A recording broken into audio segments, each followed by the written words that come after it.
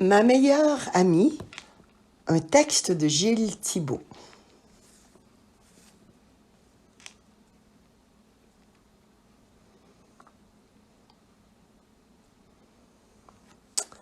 La mort. Je ne voudrais pas me vanter, mais la mort, je la connais bien. Ce n'est pas un homme, ce n'est pas une femme.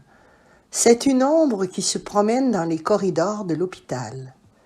Elle passe au travers des murs, elle va et vient dans les chambres, et quelquefois elle repart en tenant un enfant dans ses bras.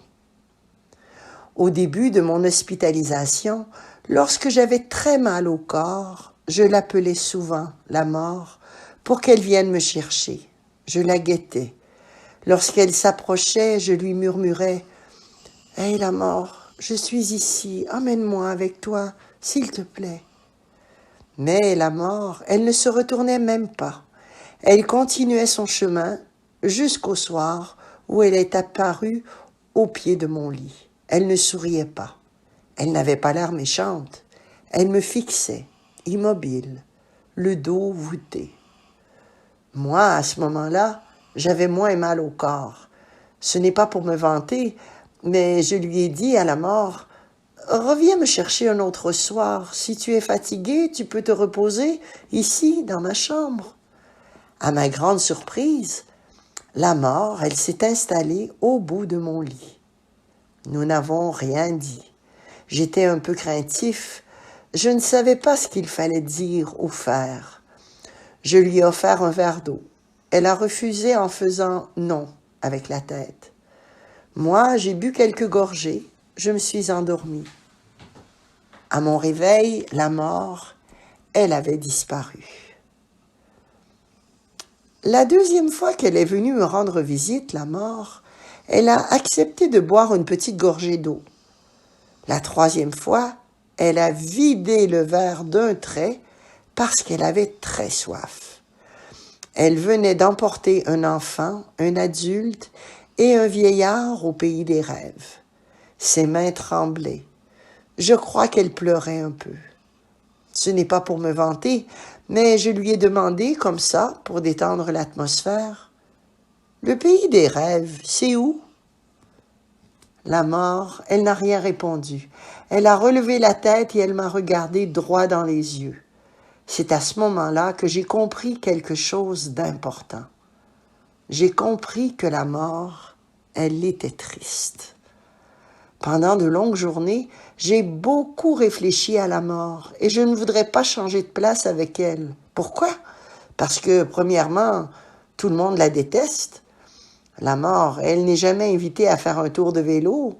Elle n'est pas la bienvenue au bord d'un lac ni au parc d'attractions. Et si par malheur elle se retrouve dans un de ces endroits, c'est qu'il y a eu un accident, une noyade ou un manège brisé. Deuxièmement, la mort, elle doit travailler 24 heures sur 24, 7 jours sur 7.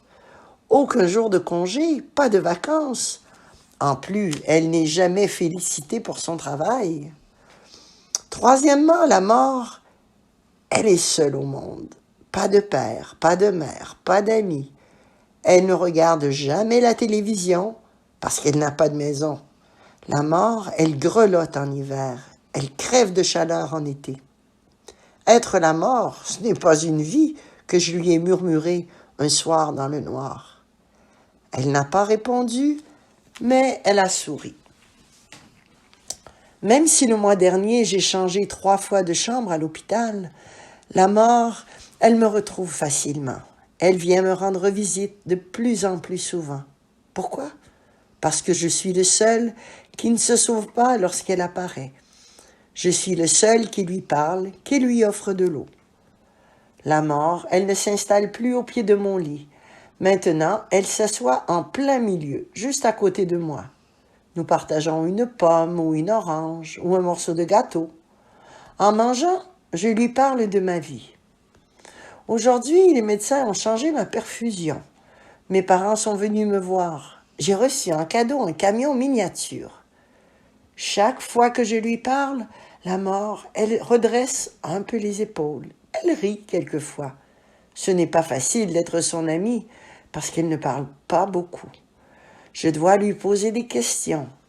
Elle répond seulement oui ou non. Lorsque mes questions l'embêtent, elle fait la moue. Alors, pour qu'elle me pardonne, je fais le rigolo. Je lui dis, la mort n'a pas une vie facile. La mort, elle a la mort dans l'âme. Moi, je veux vivre à en mourir de rire. Ce n'est pas pour me vanter, mais la mort, maintenant, elle s'assoit près de mon oreiller. Elle vient me voir souvent. Je lui parle jusqu'aux petites heures du matin. Je lui parle de tout et de rien, mais surtout de rien parce que ça lui fait du bien. J'essaie de trouver des trucs pour la surprendre. Ce soir, pour l'affoler, je fais semblant d'être décédé dans mon lit. La mort, elle s'approche. Je ne bouge plus. Je ne respire plus. Elle me regarde effrayée. Elle touche mon front sur lequel j'avais mis une débarbouillette d'eau froide. La mort, elle n'y comprend plus rien. Elle pense que je suis mort pour vrai. Juste au moment où elle commence à trembler, je me relève en criant « Coucou !» La mort, elle sursaute tellement haut qu'elle se frappe la tête au plafond. Elle crie « Hi !» si fort que des infirmières se précipitent dans ma chambre. En vitesse, la mort se cache sous mon lit. Je leur raconte que je viens de faire un terrible cauchemar. Les infirmières me bordent, m'embrassent sur le front et repartent en fermant la porte de ma chambre. Très fâchée, la mort quitte le dessous de mon lit. Elle me gronde, puis elle me demande de ne plus jamais recommencer une chose pareille. Je m'excuse. Elle me pardonne en me prenant dans ses bras. Nous pleurons tous les deux. Ce n'est pas pour me vanter, mais la mort, maintenant, elle vient s'étendre près de moi, par-dessus mes draps. Nous restons là, sans bouger, comme de vrais amis. Je lui raconte mes rêves. Je lui parle de ce que je ferai lorsque je serai grand. Ce qu'elle aime le plus, la mort, c'est quand je lui raconte des histoires. Je lui lis à haute voix des livres que mes parents m'ont donnés, ou bien j'invente quelque chose selon l'inspiration du moment. La mort, elle raffole des contes remplis de soleil. Chaque fois, son visage s'illumine parce que la mort, elle s'ennuie à mourir dans sa vie de mort. Mais elle n'a pas le choix. Elle ne peut rien faire d'autre. Elle est la mort depuis toujours et elle le sera toujours. C'est son destin, même si ça ne fait pas son bonheur. Quelquefois la nuit, lorsqu'elle vient s'étendre sur mon lit, la mort, je lui caresse le front avec ma petite main. J'essuie les larmes froides qui coulent sur ses joues. Je la serre très fort dans mes bras en lui répétant des phrases que j'ai entendues 1000 fois. Ne t'en fais pas, tout ça passera. Un jour, ça ira mieux pour toi. Alors la mort, elle se détend un peu. Elle s'endort en souriant. Ce n'est pas pour me vanter, mais chaque fois que je tiens la mort dans mes bras, je me dis que je pourrais en profiter pour la tuer. Je pourrais l'assommer avec une lampe, une bouteille, une bassine. Si la mort mourait, je sauverais la vie à des dizaines d'enfants, à des centaines de malades, à des milliers de vieillards. Mais je ne veux pas faire une chose pareille. Je suis incapable de tuer une mouche. Alors la mort, je la berce et j'attends qu'elle se réveille.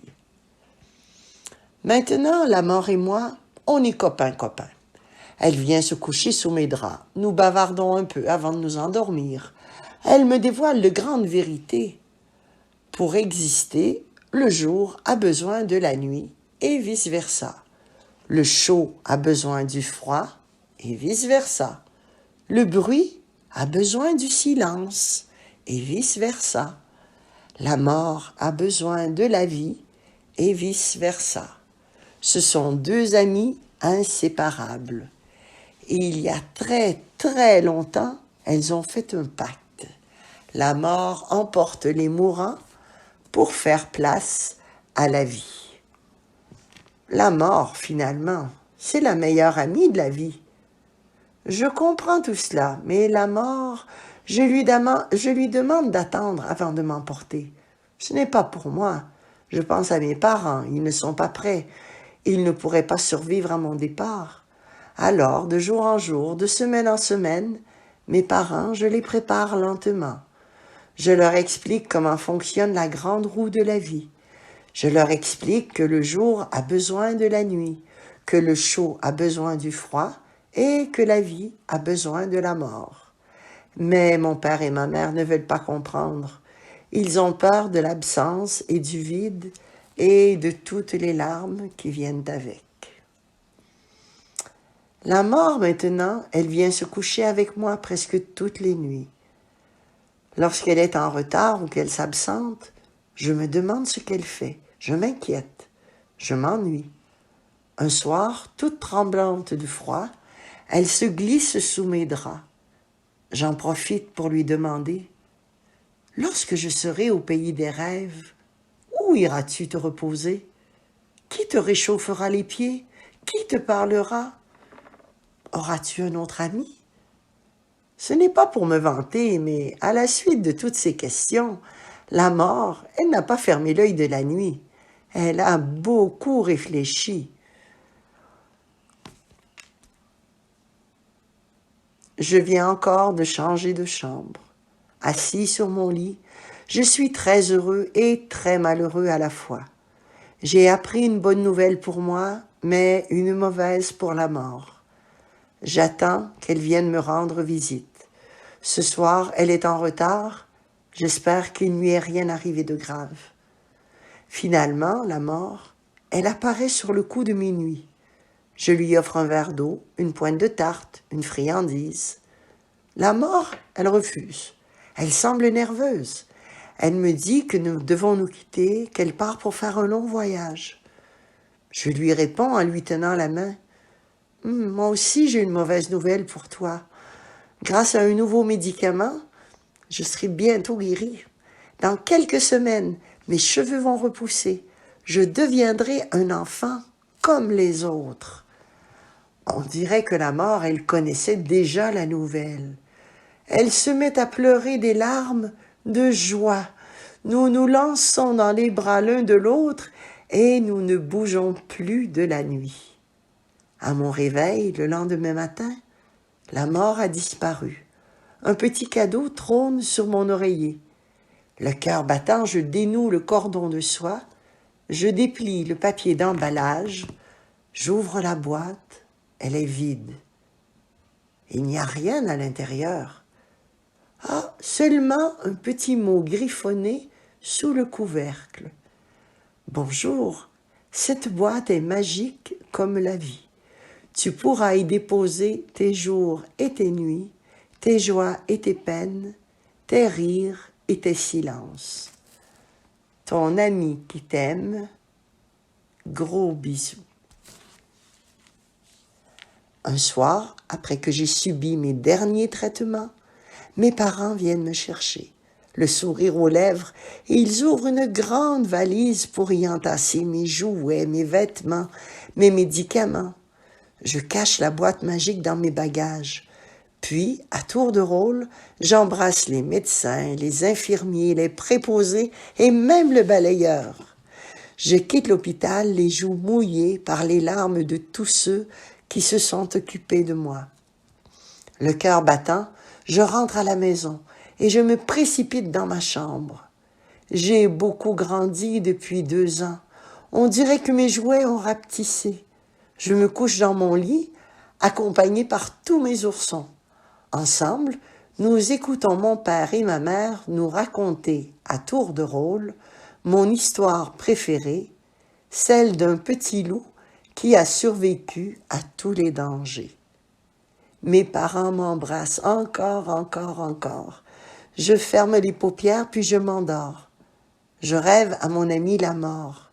Je m'ennuie un peu, mais je sais qu'un jour, nous nous retrouverons. Au petit matin, je me réveille en sursaut.